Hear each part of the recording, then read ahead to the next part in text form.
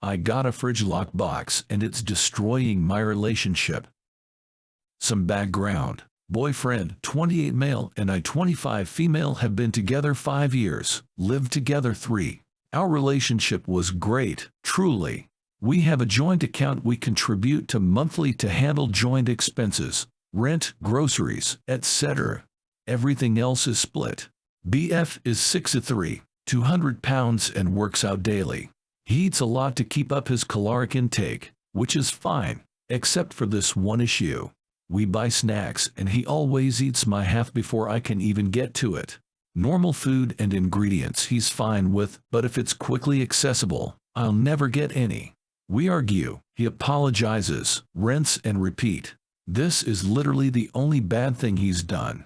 Seriously, in all other aspects of our relationship, he's respectful and considerate. Snacks are where all bets are off. Anyways, last week I lost it after he finished an expensive cheese we had gotten that I really was looking forward to eating. It was all gone after an hour. I lost my shit. I didn't speak to him for a day and ended up ordering a fridge lock box. After our next snack run a couple of days later, I divided each snack in half and locked mine in the lockbox. From his reaction, you'd think Kai was murdering puppies.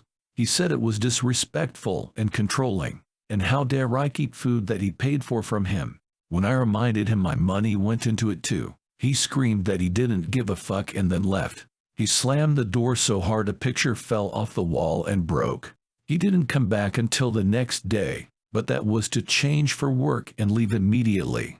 He came home late and went straight to the guest room. 4 days of this. I broke last night and asked him to please talk about it, and he said that he had nothing to say to me until I got rid of the lockbox. Honestly, I'm completely appalled at this reaction and am genuinely worried he might be on drugs or having a mental break or something. This is the most irrationally I've ever seen a grown man react. He's ignored me only to randomly ask if I've gotten rid of the lockbox. I am not getting rid of the lockbox. We're supposed to renew our lease next week. I'm considering cutting my losses and just leaving. Is this relationship even worth salvaging? Is there anything I can do to solve this?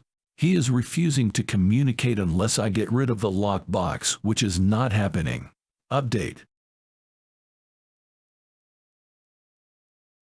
Boyfriend kept staying out late and refusing to talk. So I tried to talk to my boyfriend about the lockbox again. And I mentioned that I didn't think the lockbox was the real issue. But he was a brick wall. Insisted that it's abusive and controlling to deny him food. I kept pushing, asking if he was on drugs or cheating. I said him flipping out over something so small and staying out at all hours was suspicious as hell. I said that I thought he was using the lockbox as an excuse to be out of the house doing something bad.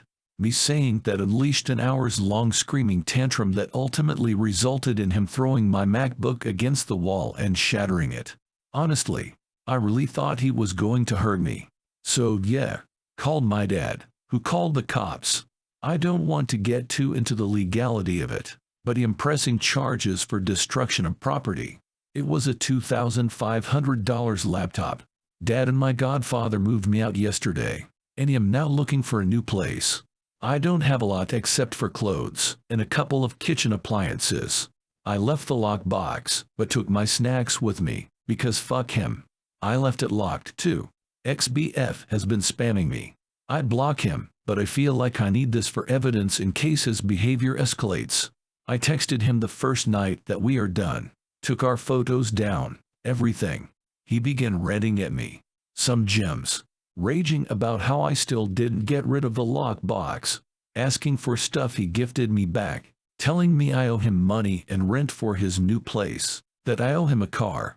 I have no idea why he would say this. I have never even driven his current car. That my MacBook was old and worthless and he wouldn't pay for a new one. I bought it last year brand new.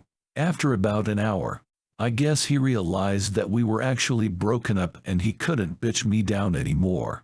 Then came the paragraphs about how he was gonna marry me, he loves me, he wants to be better for me, that I can keep the gifts and he'll buy me a better MacBook. He freaked out over seeing I took our pictures down from SM. He then started sending me screenshots of his Google searches of engagement rings and telling me to pick one. He also sent a couple voice messages of him just sobbing. Any respect I had for him as a person is just completely gone. I want nothing to do with this man. I don't care if he's having a breakdown or on something. He's not my problem. I screenshotted his messages and forwarded them to his mother. She can deal with her son. That's the most I'll ever do for him again. As for me, I'll be okay. I have some savings, so taking on full rent for a place as well as deposit and fees won't be too much. This has been a weird week. I feel like I should be sad, but like I said, I lost all respect and don't feel anything but disdain for him. My parents have been buying me my favorite comfort snacks and being super supportive. They're gently pushing for therapy, and I think it's probably a good idea. I'll start my search once I'm settled in a new place. Shows what some of the earliest warning signs can be. Not respecting the shared snacks was the catalyst for all of this. A reminder that the no test is so important. Seeing how a new or potential partner responds to being told no about something small can be the biggest safety indicator well before doing things like moving in together. Holy shit. I do a low-key no test on every guy that I consider dating just to see how they react. I do it because I grew up in an angry household, and that's how I learned to test people. I don't know why I'm shocked to know it's an actual thing that other people use as a tactic. It's interesting how we teach ourselves common survival methods without any outside influence. You're controlling by not letting me walk over you and your boundaries. Yeah, fuck that noise. Yep, that was my exposition. That and I did something you repeatedly ask me not to do and you're upset and mad, which upsets me. Therefore I am the victim. Glad she got out. I had an ex who couldn't respect my boundaries. And one of our recurring issues was that he would steal my snacks. Like, I'd buy a treat with fun money from my budget, with plans to enjoy it over a week or two, and he'd just eat it all at once even when asked specifically not to.